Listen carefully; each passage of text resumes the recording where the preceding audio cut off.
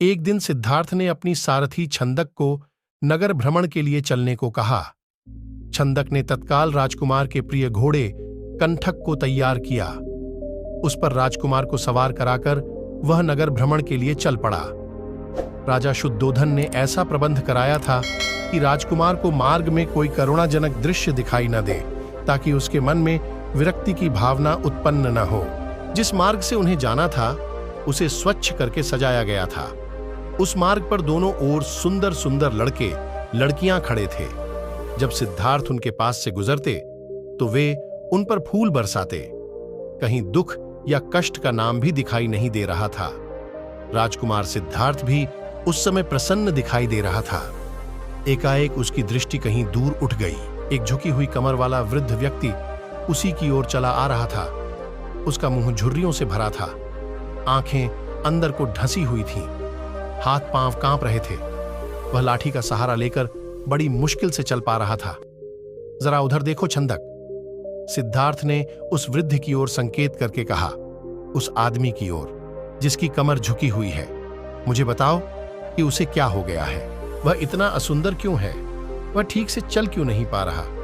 राजकुमार को छंदक ने उत्तर दिया, वह व्यक्ति बूढ़ा हो गया है, उसकी आयु अधिक हो गई है। अधिक आयु हो जाने पर व्यक्ति ऐसा ही हो जाता है। तो क्या आयु अधिक हो जाने पर मैं और यशोधरा भी ऐसे ही हो जाएंगे? सिद्धार्थ ने चिंतित स्वर में पूछा। हम भी बूढ़े हो जाएंगे, हम भी असुंदर हो जाएंगे, हम भी ठीक से नहीं चल पाएंगे। सच यही है राजकुमार, छंदक ने उत्तर दिया। ऐसा सभी के साथ होता है। बूढ़ा हो जाने पर मनुष्य की यही दशा होती है। शरीर इसी प्रकार कमजोर और असुंदर हो जाता है। सिद्धार्थ की सारी प्रसन्नता छू मंत्र हो गई। उसने छंदक को महल लौट चलने की आज्ञा दी। जब सिद्धार्थ अपने महल में पहुंचा तो उसने यशोधरा को अपनी प्रतीक्षा करते हुए पाया। उसे उदास देखकर यशोधरा ने पूछा, क्या बात है स्वामी, क्या आप थक गए हैं? नहीं यशोधरा, सिद्धार्थ ने एक लंबी सांस लेकर उत्तर दिया, मैं थका हुआ नहीं हूं। बात यह है कि आज मैंने एक ऐसे व्यक्ति को देखा जो बहुत कमजोर था। उसका शरीर कांप रहा था, उसकी कमर झुकी हुई थी और वह असुंदर हो गया था। छंदक कहता है वह बूढ़ा हो चुका है। बूढ़ा हो जाने पर ऐसा ही होता है। ये देखकर मेरा मन उदास हो गया। इस प्रकार तो मेरी दशा भी आगे चलकर ऐसी ही हो जाएगी। आप व्यर्थ ही दुखी हो रहे हैं। यशोधर ने कहा, छोड़िए इस बात को, आप अपने मनोरंजन कक्ष में जाइए। पिताजी ने आपके मनोरंजन के लिए कई विशेष नर्तकी और गायिका को बुलाया है। आप वहां जाकर मनोरंजन कीजिए, आपकी सारी उदासी दूर हो जाएगी। यशोधरा की बात मानकर सिद्धार्थ मनोरंजन कक्ष में चले गए। वहां नर्तकी और गायिका ने अपनी कला का भरपूर प्रदर्शन किया। उन्होंने सिद्धार्थ की उदासी को दूर करने का पूरा प्रयत्न किया, परंतु सिद्धार्थ की उदासी दूर ना हुई। उसकी आंखों के सामने रह रहकर वही वृद्ध व्यक्ति घूम रहा था जिसे उसने मार्ग में देखा था। वह बार बार यह सोच रहा था कि क्या बूढ़ा होने से बचने का कोई उपाय नहीं है। कुछ दिनों बाद अचानक सिद्धार्थ ने पुनः भ्रमण की। इस बार छंदक एक रथ सजाकर ले आया। रथ पर सवार होकर सिद्धार्थ पुनः नगर की ओर भ्रमण करने चल पड़े। इस बार छंदक पूरा प्रयास कर रहा था कि राजकुमार को कोई करुणाजनक दृश्य दिखाई ना दे, परंतु जो होना होता है वह होकर ही रहता है। मार्ग में सिद्धार्थ को एक रोगी व्यक्ति दिखाई दिया। वह रोग के कारण कराह रहा था। सिद्धार्थ ने तत्काल रथ रुकवाया और छंदक से पूछा, इसे क्या हो गया है, यह इस प्रकार कराह क्यों रहा है? राजकुमार को छंदक ने उत्तर दिया, इसे रोग ने घेर रखा है। यह रोग के कष्ट को सहन नहीं कर पा रहा, इसी कारण कराह रहा है। परंतु इसे रोग ने क्यों घेर लिया? सिद्धार्थ ने आश्चर्य से पूछा। छंदक ने उत्तर दिया, रोग तो बड़े बड़े स्वस्थ व्यक्तियों को भी घेर लेता है, उन्हें भी रुला देता है। इसे आश्चर्य की कोई बात नहीं है। अपने जीवन काल में कोई ना कोई रोग लगभग प्रत्येक व्यक्ति को ही हो जाता है। ओह, सिद्धार्थ बड़बड़ाया, तो रोग भी मनुष्य को कष्ट पहुंचाते हैं, इनसे भी मनुष्य नहीं बच सकता। मैं भी नहीं बच सकूंगा। जब मुझे भी कोई रोग हो जाएगा तो मैं भी इसी प्रकार दर्द से कराहूंगा। छंदक ने रथ को आगे बढ़ाया। थोड़ा आगे चलने पर सिद्धार्थ को शव यात्रा जाती हुई दिखाई दी। उसने पुनः छंदक से प्रश्न किया। यह कैसा दृश्य है?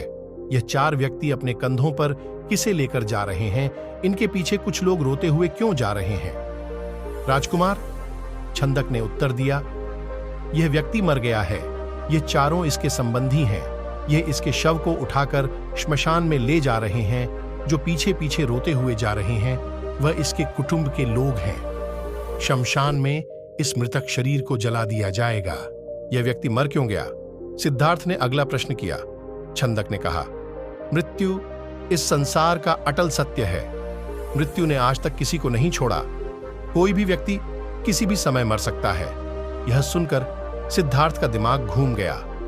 वह ठंडी सांस लेकर सोचने लगे, क्या इसी को जीवन कहते हैं, जिसमें मनुष्य को तरह तरह के रोग घेर लेते हैं, जिसमें कभी भी मृत्यु का आगमन हो सकता है। मनुष्य जब बूढ़ा हो जाता है तो वह दुर्लभ और असहाय हो जाता है। उसके शरीर को जलाकर भस्म कर दिया जाता है। क्या जीवन के इन भयानक दुखों से छुटकारा नहीं मिल सकता? इसका कोई तो उपाय होगा। सिद्धार्थ मन ही मन ऐसा सोच ही रहे थे कि तभी उन्हें एक सन्यासी दिखाई दिया। उसने भगवा भेष धारण कर रखा था। साधना व तपस्या के कारण उसका मुखमंडल चमक रहा था। उसके होंठ मुस्कुरा रहे थे। सिद्धार्थ को यह संसार का सबसे प्रसन्न व्यक्ति दिखाई दिया।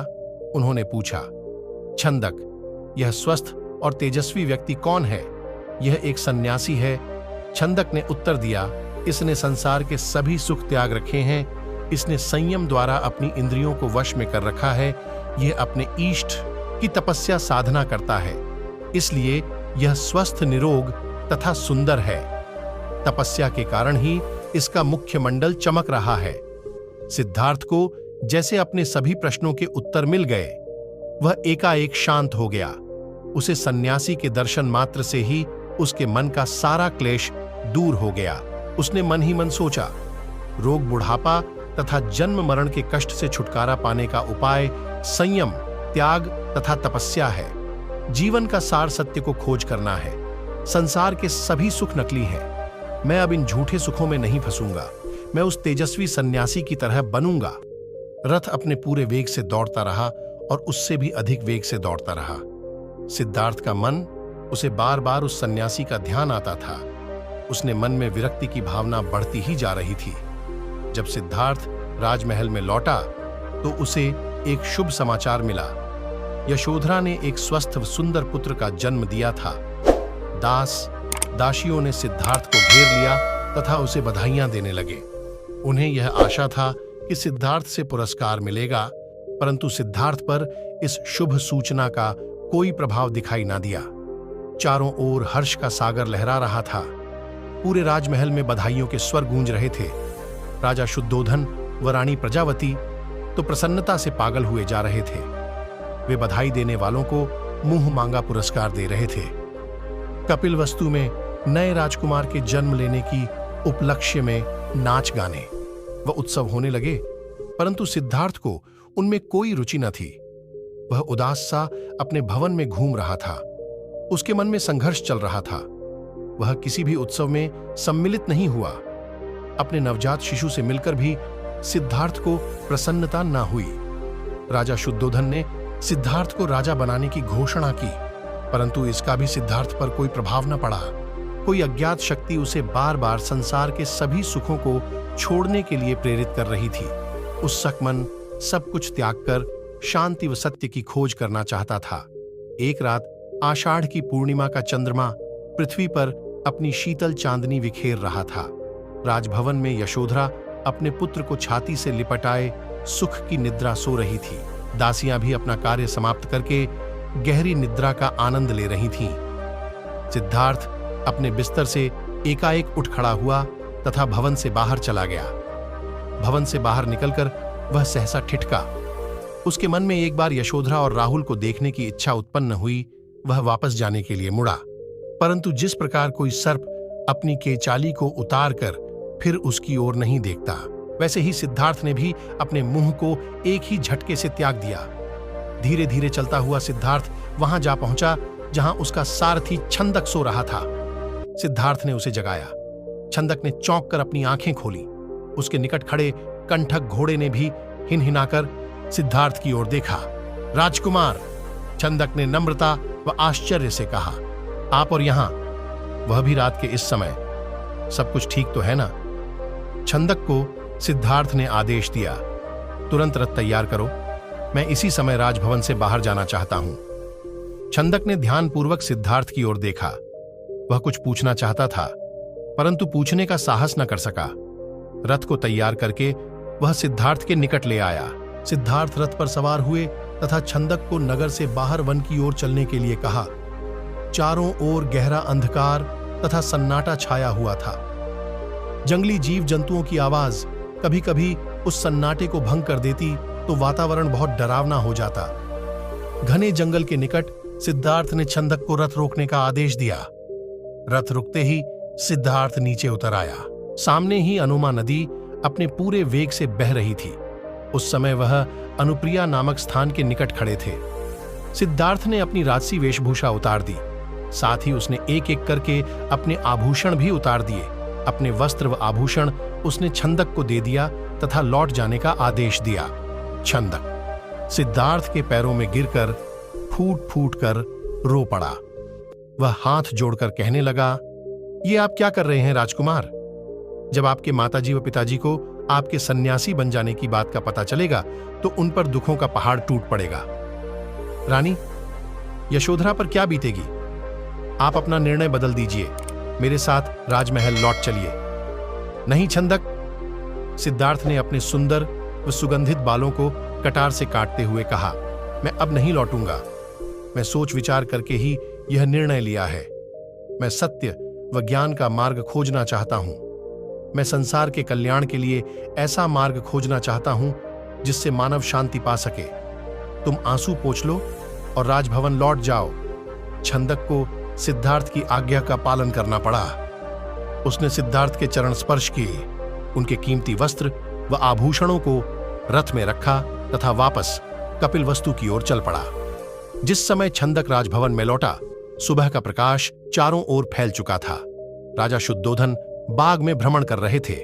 जब उन्होंने सिद्धार्थ का खाली रथ देखा तो उनके माथे पर बल पड़ गए। उन्होंने क्रोध से छंदक की ओर देखा और पूछा, तुम बिन बातें सिद्धार्थ को कहां ले गए थे? वह इस समय कहां है? छंदक ने रोते हुए उन्हें पूरी बात बता दी। फिर रथ से सिद्धार्थ के कीमती वस्त्र तथा आभूषण लाकर उन्हें सौंप दिए। शुद्धोधन उन वस्त्र आभूषणों को छाती से लिपटाकर फूट फूट कर रोने लगे। उन्होंने कहा, विद्वान पंडितों व ज्योतिषियों की भविष्यवाणी आज सच हो गई। मेरा बेटा संसार के सभी सुखों को ठुकराकर सन्यासी बनने चला गया। रानी प्रजावती को जब इस बात की सूचना मिली तो वह पछाड़ खाकर गिर पड़ी। यशोधरा भी इस बात को सहन न कर सकी। वह विलाप करने लगी, हे स्वामी, तुम बिन कहे ही घर छोड़कर चले गए। मुझसे कम से कम एक बार मिल तो लेते। क्या मैं इस योग भी नहीं थी? क्या तुम्हें अपने छोटे से पुत्र का भी ध्यान नहीं आया? कम से कम उससे तो मिलकर जाते। इसके बाद यशोधर ने भी अपनी राजसी वेशभूषा उतार फेंकी। केवल सुहाग चिन्ह को छोड़कर उसने सभी आभूषणों को त्याग कर दिया। वह साधारण भोजन करती तथा पृथ्वी पर सोती। उसकी यह दशा देखकर प्रजावती बहुत दुखी होती। वह यशोधरा को छाती से लगाकर रो पड़ती तथा अपने स्वास्थ्य का ध्यान रखने के लिए कहती, ये तेरे खेलने खाने की आयु है बहू, वे यशोधरा से कहती, परंतु तूने तो सिद्धार्थ की तरह ही संसार के सभी सुख छोड़ दिए। क्या यह ठीक है? इस तरह रहने से क्या तुम बीमार नहीं पड़ जाओगी? तब राहुल की देखभाल कौन करेगा? माताजी यशोधरा उत्तर देती, मेरे पति अब सन्यासी बन चुके हैं।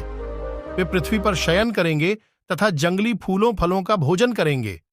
ऐसे में भला मैं राजभवन में सुख के साथ कैसे रह सकती हूं? आप निश्चिंत रहिए, मुझे कुछ नहीं होगा। आप कृपया दुखी ना हो। राहुल में ही उसके पिताजी की छवि को देखें, इससे आपको शांति मिलेगी। प्रजापति राहुल को छाती से लिपटाकर रो पड़ती। सिद्धार्थ के चले जाने के बाद कपिलवस्तु का हर व्यक्ति उदास हो गया। राजमहल में तो दुख का साम्राज्य ही स्थापित हो गया। ऐसे में केवल नन्हे राहुल की किलकारियां ही राजमहल में गूंजती तथा सबका मन बहलाती थीं। आगे क्या होगा, उस कथा का वर्णन हम अगले वीडियो में करेंगे। तब तक आप हमारे चैनल को सब्सक्राइब कर लें